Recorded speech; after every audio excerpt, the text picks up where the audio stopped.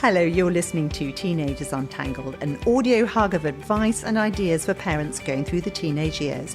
I'm Rachel Richards, former BBC correspondent, parenting coach, mother of 2 teenagers and 2 older stepdaughters. Hi, I'm Susie Asley, mindfulness coach, therapist, musician and mother of 3 teenagers. 2 of them are twins. Right, last time we introduced the nuggets section where we reflect on something we've experienced as a parent. Now, Susie, what's yours for this time? Well, mine this time is I'm doing a course at the moment online, which is about somatic therapy and how the body fits into all of the things we learn about, which is really, really interesting. And Don't panic. No one understands that. If you're not in that, it's fine. It's fine. It's fine. Body stuff, Yeah, mind stuff. and body. I've been exploring co-regulation, which means by being with somebody else and the vibe that we send out, we can co-regulate. Amazing. So which how is would you do amazing. that? So we do it instinctively with babies. We pick them up and we are just there and we're kind of cooing or, sending all our calm vibes and the baby calms down. And we can continue to do that. And I think it's kind of the contrast is when we're with somebody who dysregulates our nervous system. So we all know when we're with people, how do you feel afterwards? Oh, I feel like a nervous wreck. That's not co-regulation. That's the opposite. So with our kids, so I just experimented the other night. One of my kids had a homework that he was really struggling with, and normally I don't get involved in homework at all, but he was finding it really challenging, and he was clearly pretty annoyed about it, and it was really late. And I know in the past I have maybe tried to go in and fix it and maybe escalate with them when they're struggling. So I tried the opposite and just sat deliberately and just didn't really say very much and just was as calm as I possibly could and sort of tried to exude just being. And literally within 2 minutes, he had calmed down. He still couldn't do the maths. I couldn't do the maths. No surprise there. But his voice changed. It, dropped. He was breathing differently, and he wasn't like completely out of it beforehand, but he definitely calmed down and went to bed calm. And I lay with him in bed as well, and did the same. Amazing! It's really easy. That's a very interesting technique. I've done that with one of my daughters when she's got very stressed, and I'll just hug her, I do something called ujjayi breathing, which is from yoga. Yeah. And it's a very, very deep, slow breathing technique. Yeah. And she always says, oh, it feels so good. Yes. And then her breathing starts to work with mine. So I've done it without even knowing. Yeah. And we do it. We do it with people, like people that we click with, we connect with, like if it's a partner or a family member, you feel, your body feels really balanced afterwards. Yes. That's a natural co-regulation. But we can do it deliberately as well. Brilliant. So for me, it was a great discussion that led on to career choices. Now, my daughter turned to me with a wry smile and said, so Mummy, how's the yogurt making going? Because she'd noticed the yogurt machine in a cupboard unused for the last few weeks. And this yogurt machine had been bought by my husband. So the first thing I said was, that was your father who bought that? Mm-hmm. I didn't have anything to do with it. He'd suddenly decided that we're going to make this yogurt that's good for cancer. And I got excited about making it, the whole process. But I very quickly got bored of it. And I said to her, you need to understand something about me, and it's very useful for you to think about it. And the thing that I'm going to tell you about me is I am really bad at repetitive tasks. So anything that involves deeper and deeper learning of the same task, which is something that, for example, craftsmen are very good at, jewelers, carpenters, all those sorts of people do this incredible deep learning of a particular skill. I'm terrible at it. And I know that about myself. So I get very excited and then I'll move on because I feel like I kind of know that it's not that exciting for me. And I turned into a journalist as a result because I'm very good at running out into the world and exploring every little corner I can find and pulling back information and then turning it into something that is possibly very complicated that seems quite simple. So this is my skill or my talent in life. And I said, it doesn't make me a bad person that I can't keep making yogurt every week, right? Yeah. It's just that I'm not suited to it. So what you need to understand is, who am I? What am I good at? What do I enjoy? And if I have a low tolerance level for something, make sure I don't go into that as a career, because I'm never going to be very successful at it. Whereas there are other things that I will be very successful at. So it was a really, really useful discussion. And I had the same conversation with my younger daughter, because for me, I'd learnt a lot just from having to explain myself. Yes, it's really interesting. So being challenged by your teenagers isn't necessarily bad. No, it's very enlightening. And it gives you a chance to explain yourself. So yeah, absolutely. now, Susie, you treat people for all sorts of issues. One of the things that's really common amongst teenagers is an identity crisis. And so this is something we're going to discuss today, because it's such an important stage that we go through. I mean, we can have identity crisis whenever we want. You know, midlife.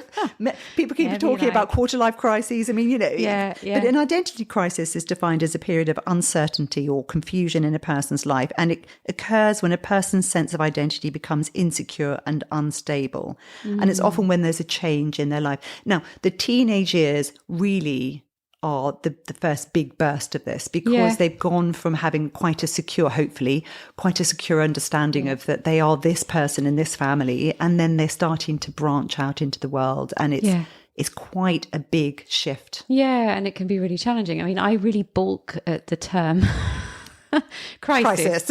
I don't like it. I don't know. I know you don't like people catastrophizing things, right? Yes, that's exactly the point. And to call it an identity crisis, how about, because, you know, the description that you've just, you know, read out is, I mean, that describes all teenagers. I mean, it describes a lot of adults as well, to be honest.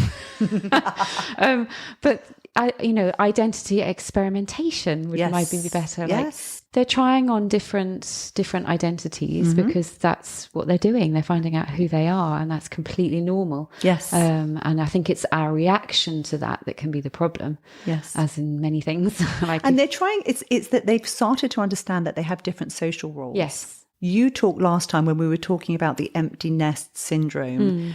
When I mentioned, you know, the roles that we play in life, and you said, well, you could go deeper than that. So what are your values? Yes. And it's about how we can talk to our teenagers about not simply their roles. Yes. Because I think we'll come into this role thing, because they're important too. Actually, roles they can confine you. So once you say, I'm this, then what you're sort of saying is you're not all those other things. Yeah. I mean, it's yes, absolutely. I mean, it's a kind of a complicated thing, really, in that, I mean, I think our identity is who we are when we're not the roles that we've been given. So we can take them as well. But, you know, we're a daughter, we're a son, we're a brother, a sister, we're a school child, we're a, you know, whatever, we're a hockey team member. And they're really important, and they really contribute to our whole identity, but they're not who we are. So who we are is when we are just ourselves, you know, what are you like inside? And that's, of course, a work in progress. We look at that our entire lives, but the teenage years are probably where we're exploring it the most, because we're suddenly become aware of all these different facets and all these different social, like you said, social settings that we have, and we are confronted with, well, who the heck am I then? And I think that's very, very difficult for teenagers if it goes unacknowledged. If they start feeling this discomfort with who they might be, and they're trying to find something that makes them feel comfortable about themselves, but they don't know how to go about it. Yeah, if they don't first have that internal feeling of safety inside of kind of like, you know, at the age of 40, 50, you don't know who you are exactly, but maybe a kind of inkling that I'm okay. It's connected to self-worth, you know, that I'm okay as me. I'm all right. I know who I am. I know what my values are. Maybe not specifically and verbally, because, you know, we're teenagers. It's hard. It's kind of quite abstract. But there's a sense of being able to be with yourself in a safe, comfortable way. I think that's the first step. And then if we don't have that, then the roles that we put on, or the identities we take, they are sort of scrabbling around for a feeling of safety. We want to belong. Where do we belong? How do we know?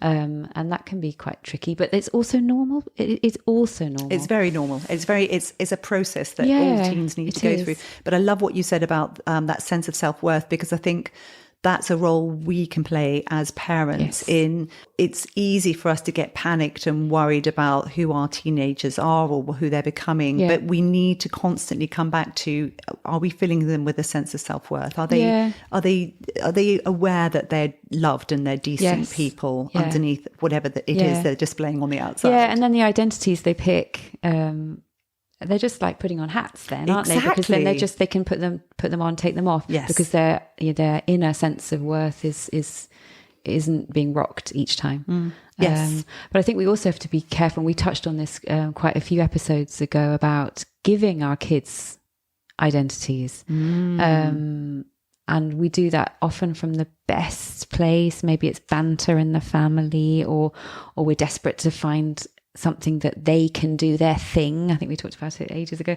Oh great, you're the netballer, you're the pianist, you're the academic one, you're the funny one, you're the showman, and we love that sort of categorizing, and it makes us feel a bit safer. and they feel noticed. Yeah, it's nice. There's a nice, but it can become a problem when they then a cage. When they feel, well, I don't want to be the academic one today. I don't want to be the showman. Actually, I've got a stinking headache and I don't want to be funny. Or, for example, where, this happened later in life for him, but Bear Grylls, who I was listening to recently, who's the chief scout for the whole of the world, and he broke his back. Yeah. And he was an outdoor adventurer, and he lay in the bed having an existential crisis thinking, wait, if I'm not those things, who am I? Who am I, yeah. And this is inevitable, obviously, because we all are made up of the various different roles we play in life. Yeah. But right at the core of that is, what are my values and what matters to me and how do I feel about myself? Yeah. And those roles can trap you. If one day you break your leg and then suddenly you're not that person anymore. My eldest was, really good at playing music. And he was very explicit. He said, I don't want to be the music boy. I don't want that. I don't want that label. And he had, other external things going on, but he ended up stopping because he didn't want that label. He didn't want to be, conforming to that label. Interesting. Yeah. Yes. Now, Les Parrott, who's a professor of psychology, developed these 5 common ways in which teens demonstrate struggles with identity. Seeking status symbols. So, looking for clothes and possessions that give them a sense of positive affiliation. And we know that this is very common for teenagers. It's very normal, but it can be extreme.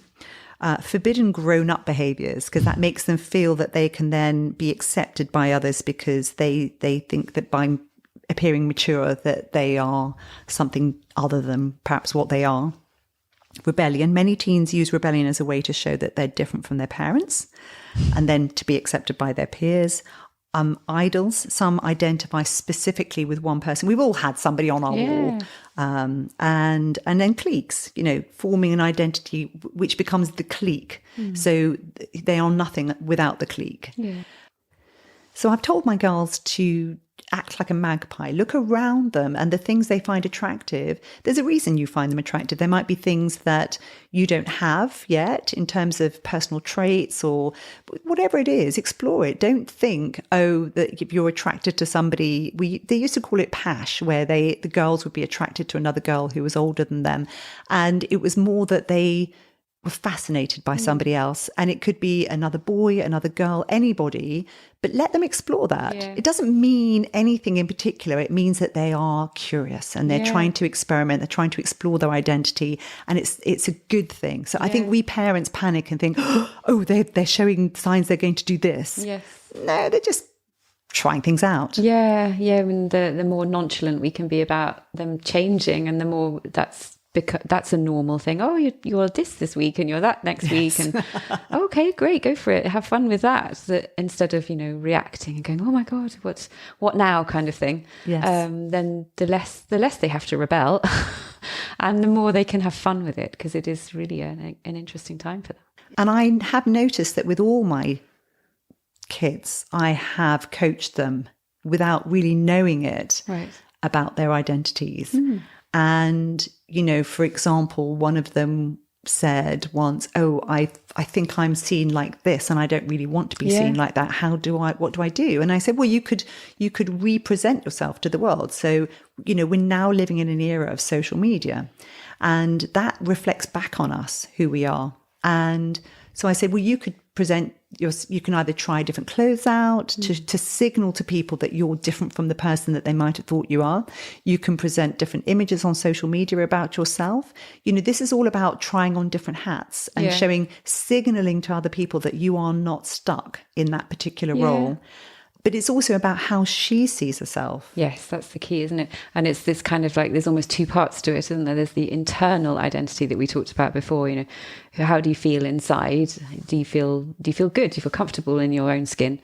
And then there's the external identity, which is the, what you're talking about now, you trying on different hats. So what do you want to present outwards? But if you if you don't feel safe in your own skin, then it's hard to try on hats without it being problematic. Yes, because if you don't actually have a fixed identity of any type, then every time, for example, if you spend time with other people, then you will try and become that other person. Yeah. So there's a classic. I remember girlfriends who would start dating some boy and suddenly their favorite hobby was hockey, and they'd buy everything, or they'd suddenly, then now they're windsurfing and they're trying it out, which is great, which is fine, but they'd suddenly their new identity was entirely this, and then the relationship would end, and suddenly you go, so how's the surfing? And they go, oh no, I'm not. I do that.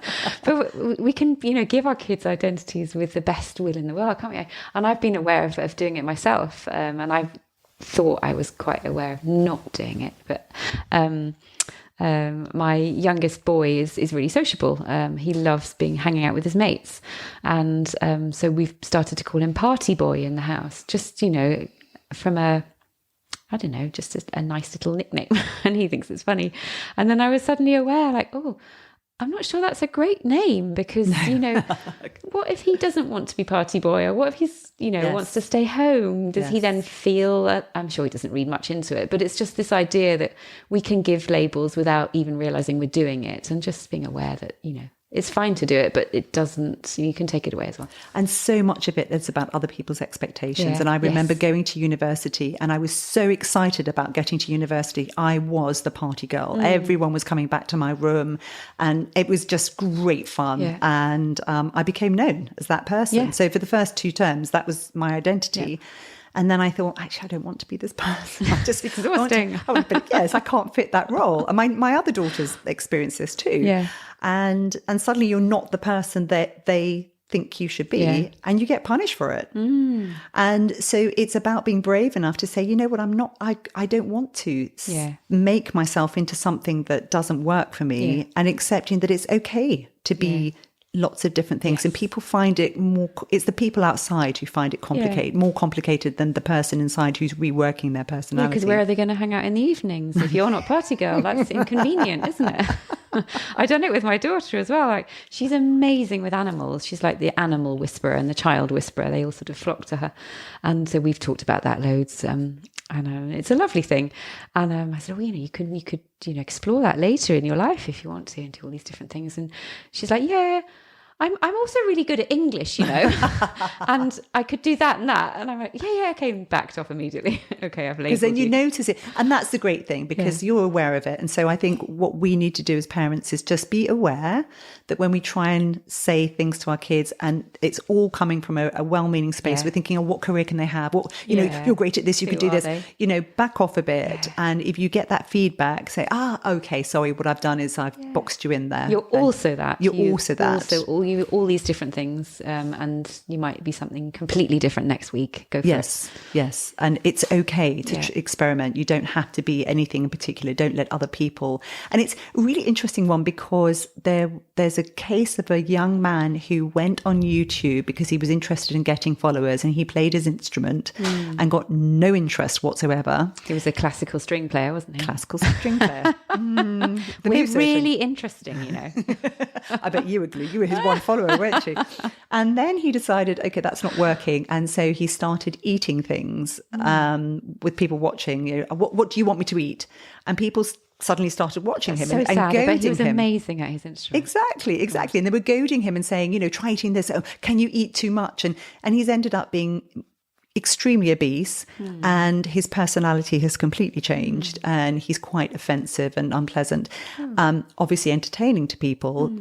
But what's really interesting about it is that our personalities can morph. We get feedback from people, and if it's a feedback pushing someone in one direction when they have a personality, an identity that's not really settled yet, it can be quite negative. So it's always giving our teens this feedback, their home environment, we have some control. We can give them positive feedback about the things that they're doing as a human being. Just what is it about you as a human being that I love? And just always, I love you. Yeah. I just love you. I love you, whatever you are. And personality is an interesting one as well, isn't it? Because we used to think that personality was just something you were born with, and that's the end. But now we know that, or there's research that that's not how it works. It evolves, and it's actually your personality can be a response to something traumatic that's happened in your life earlier. So the good girl could be just a response to something bad that's happened, that you felt you had to be this particular way as a child, and that evolves and stays as a habit for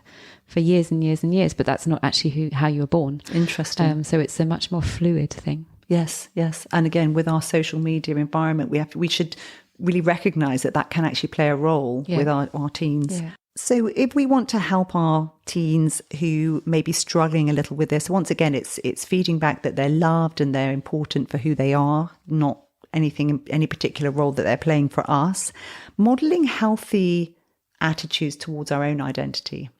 So, yes, I'm a mother, but I'm so many other things. Yeah. And being able to demonstrate to your teen that actually it's okay to not want to try and be one person. Yeah. That trying out different roles can be a good thing. And that you're comfortable in your own skin. I think that's a really, really amazing lesson to teach our kids. Avoid making comparisons between teens or your children, because as we've heard, it can be quite destructive, or and at really least easy to do, because we love categories, and you're the funny one, you're the bright one, you're the and none of it's set in stone. None of it's set in stone. Yeah, if it doesn't work, if you try this outfit on or you try this style of being a person and it doesn't work, fine, try something. Yes, because that was the other thing. I got this sense that my kids felt that once they had been a certain way, that they really were being inconsistent if they weren't that way. And I said, well, if they confront you about it, or if you even talk to people about it, just say, I'm a teenager, I'm supposed to change. Yeah. This is my job. I'm supposed to be trying out this stuff. And I say, when I had a whole group of girls around a table the other day, I just said, girls, experiment, try different clothes. Do what it's great. I love that you've all got different styles, because it's harder when you're older. Yeah. And it's the response that they get that is the tricky bit, isn't it? It's our response, and we don't like change. We don't like change. So just to wrap it up, I think we can really help our teens by telling them how identity works, and that spending time figuring it out is healthy and normal. And coming back to signs that they don't feel a strong identity. For example, if your teen is obsessed with designer clothes, you can tell them that you totally understand why it's important and why they feel the need to belong. Then tell them what other qualities you see in them, and maybe reinforce that they are so much more than just that image, and talk about the downside of trapping yourself as being just one type of person. Or like my teen who ended up in a park with a group who drank alcohol at the age of 13. And we talked about her need to belong, but I also asked her if that role was the one that she actually wanted to choose, because eventually people were going to define her as that person. And I think as a teenager, she can choose from a range of identities. So I tried to support her in thinking about who she really is inside and how she can find people who bring out the best in her. What worked for you? Maybe you're having your own identity crisis, and these are ideas that can help you think about your own core values and who you are besides the roles you play. We'd love to hear from you. You can email us at help@teenagersuntangled.com or message us on Facebook or Instagram, and everything is on our website at www.teenagersuntangled.com. Now, next we'll talk about stinky teenagers, but first, Katrina in Jakarta wrote to tell us that she really enjoyed listening to our podcast on empty nest. Susie. Amazing. From Jakarta. That's a really long way away. Yes.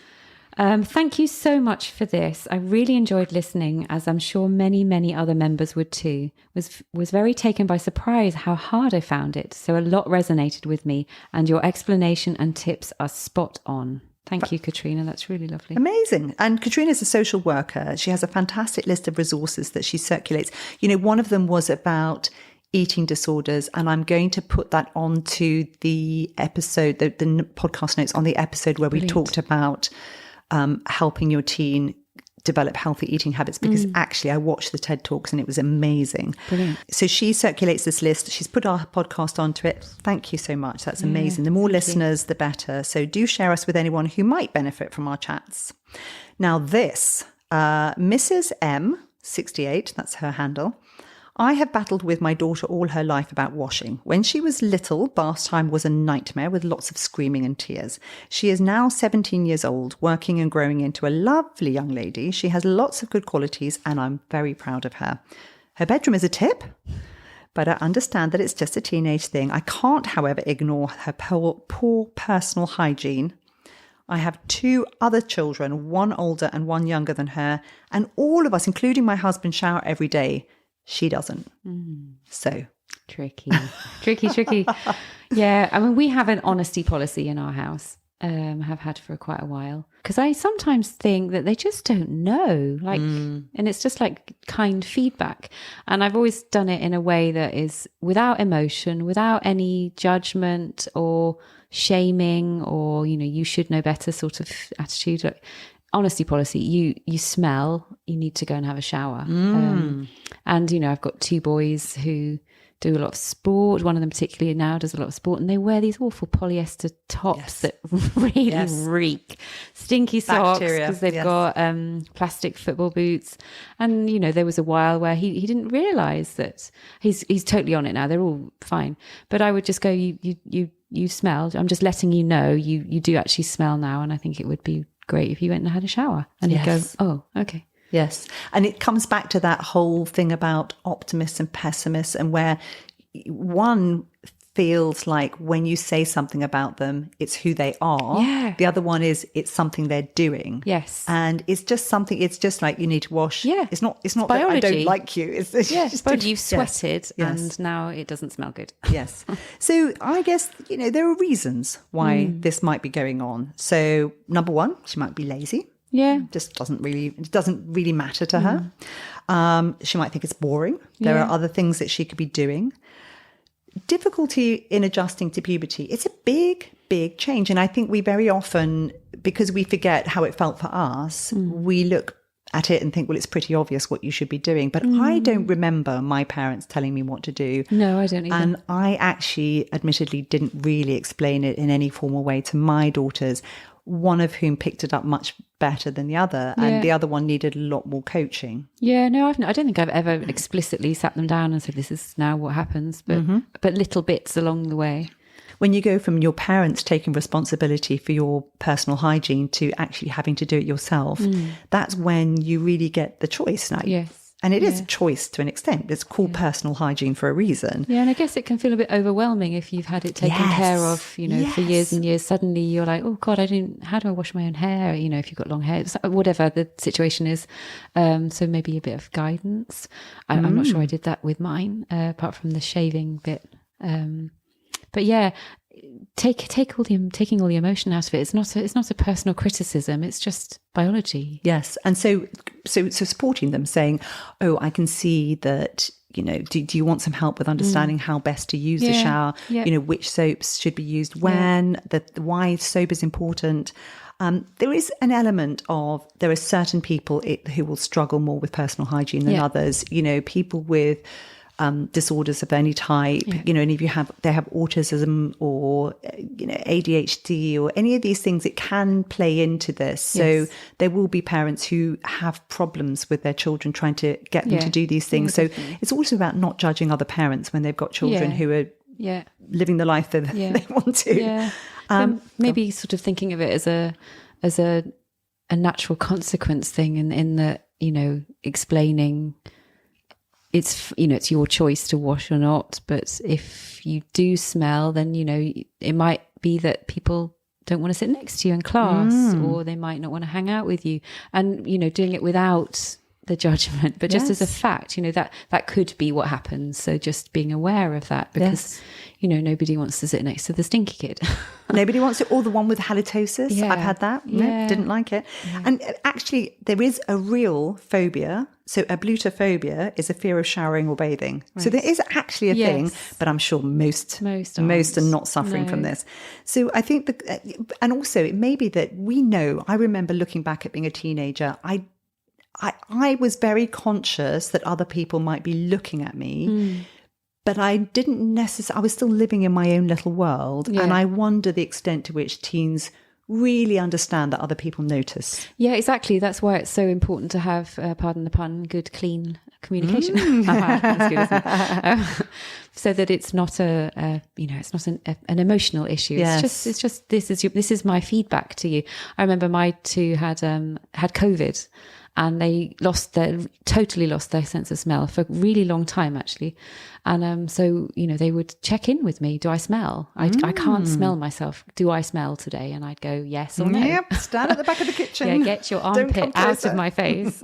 And that's a really, really great point, because actually the thing that is very easy for us to forget is the impact that the lockdown has had on our teenagers.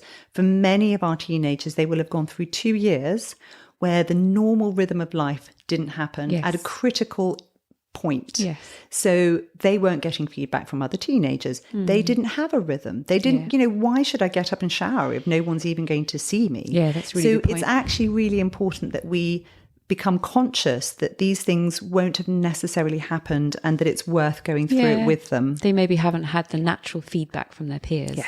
Yes. So what can we do? I've been thinking about this, and I don't really have a problem with this, but if I were to be struggling with it, what I would do is I would actually go through my own personal hygiene routine and note the time that these things can take.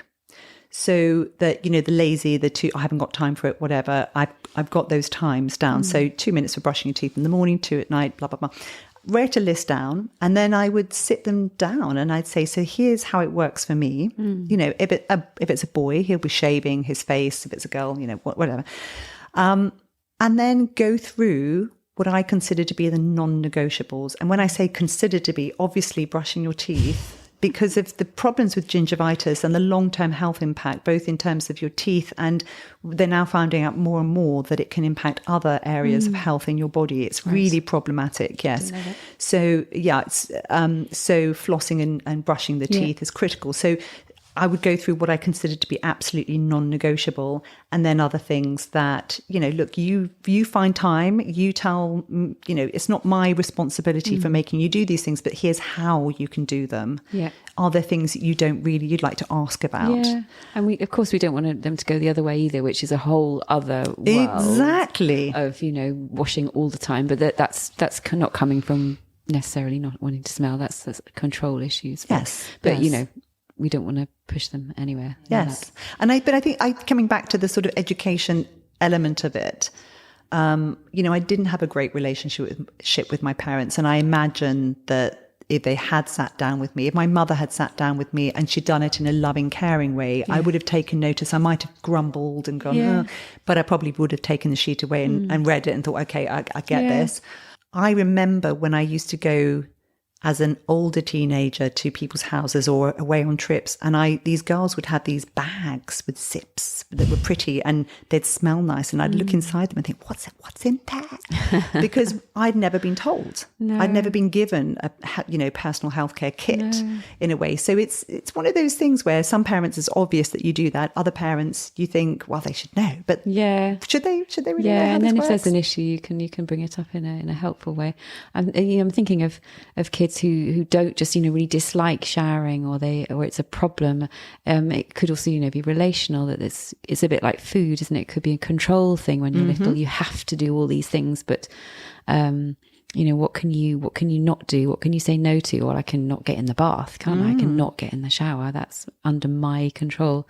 So it's defiance is a very important point to bring up, because it could be their one way of proving that they have control over their own body. Yeah. So the way in which we talk to them about it has got to play a very big role in this. That's why natural consequences, you might find that people don't want to hang out with you, and then it's your gig, but this is what might happen. And then it's also that we were talking about manners last time, and actually what you do when you walk into a room humming, and I'm not talking about musical humming, is that you've now created a problem for every other person in that room. Because they have to try and think, do I tell the person that they're offensive, or do I have to do I try and find another, you're actually really, really causing problems for other people without possibly knowing it. Yes. So this is where manners come in. So as a parent, I'm not that bothered, but I'm telling you now, it's really offensive to other people and unkind. Yeah.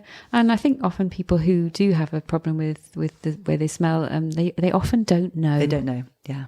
I think you're absolutely right. And you can outsource it. You can get books on it, bring in a valued family member who they look up to, or just, a role model, somebody who talks about hygiene, perhaps. I don't know. Just, if you're finding it's a tricky thing for you to go into, or for example, you are a mother of boys and it's hard sometimes to, have you cleaned under your scrotum, darling? Could be an awkward question. Yes. I mean, the shaving thing, actually, I had, because I've got a 17-year-old and he's been shaving for ages. And I remember sort of having discussions. Do you know how to do it? Do you want to, do you need any help? And he was like, no, kind of, and he did it himself. But there's the nurturing element, do you know how to do it? Yeah. Questioning. And it can make them feel like you're challenging me. But if you flagged it up, then you can say, look, I'm not telling you how to do it, but you can look on YouTube. There's a million YouTube videos on how to do this. Just don't cut yourself. So yes, I think just having a list of stuff and just very gently, lightly working through it and saying, so these are the things and this is why, because also explaining why. Yeah. So I was in a cafe the other day and I noticed 3 teens coming in, older teens, and the girl, gorgeous girl, one of the guys dressed very neatly groomed young man. And then the third one who was, I noticed his belt was an interesting buckle. And then he was wearing these sort of slouchy trousers that looked like they came from a charity shop, interesting jacket. And then his hair was matted, really. I mean, it wasn't brushed at all. But I just thought, why does he look sexy? And I'm not being a perv about this teenage, but I was trying to get my head around what it is about somebody who doesn't necessarily go through all the grooming routines. I mean, I'm married to a man who grooms very carefully, but, there's an element of it's kind of, I don't care about it. Yes. And that's attractive to some teenagers. So, you have to sort of step into their world and go, okay, I can see why they would do that. But maybe we have to explain, so why is this so important? And if you can't really give a good answer to it, then maybe pick your battles. Yeah. So the toothbrushing is vital. If it's unhygienic or it's affecting other people, then explaining that. Now, when it comes to my teens, I have a really relaxed attitude to how they choose to dress and present themselves. But the one thing I've always talked about is grooming, and how the way we treat ourselves and maintain our own appearance tells other people how they should treat us. So, for example, when I'm ill, I don't wash my hair. I always know that I'm on the mend when I want to get back in the shower and lather up my head. So it's worth looking at how our teenager feels about themselves, because poor hygiene can be a signal that, I don't know, they're depressed or they don't want to appear attractive because of unwanted attention, or it could be just a much deeper issue to do with their own sense of self-worth. And one last thing, there was a man called Kevin Van Horn who mentioned his situation, because he said, I was a very sweaty teenager. I was an athlete and I didn't really even think about how much I stank until I ended up, they didn't know. People had said, you stink. And he's like, yeah, marinading is great. And but people don't realise how much. Don't care. And they don't think it really is that. No. They think it smells good to them because it's their own odour and they're used to it. Anyway, he shared a room with another guy and that made him wake up because that was really quite unpleasant. And he said he finally realized it was actually his diet that was causing the really offensive odors, because he was on a heavy carb diet. Yes. And it was, wasn't very good with his microbiome. So he started looking after his microbiome, and he said the smell reduced dramatically. Amazing. That's so really there's an interesting. element of, when we look at our teens, it's not necessarily always that they're not practicing good hygiene or they're not using soap. It could be other things that are causing the really offensive odors. And that's interesting. Yes. It made such a big difference. Well, he says it did. I mean, I wasn't there. I'm sure it's right. Activia yogurts. But there were lots of podcasts on there's the Gutology podcast. If you want to listen to stuff about the gut, about microbiome and how important it is, there are ways you can find this information that can possibly help your teen. Yes. So those teenage years can be really tricky when it comes to relationships. And if your teen isn't stinky, but they're still struggling with making new friends, maybe they've moved schools or they've gone to university, or they've simply noticed that they'd like more friends. What advice do we give them? We'll talk about this next time. Yeah, that's a good one. That's interesting. Yeah, I think we all need a bit of that. Yeah, more friends. Three more friends, yes. Oh, I wish I'd had that when I was younger, because it's hard. It is hard. We've all struggled a bit with that.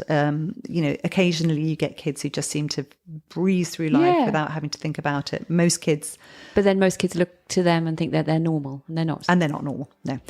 Also, smile if you know an entitled teen. Mm-hmm. Is it a friend's offspring, or has this species somehow moved into your own home? How does it happen, and what can we do to fix it? We'll talk about that next time too. We will. That's it for now. Don't forget to subscribe so that you don't miss an episode. Review us so that other people can find us more easily. Tell your friends and send us any questions that you have. You can also reach Susie via her own website, which is a mindful-life.co.uk. Fantastic. Until next time, goodbye. Goodbye for now.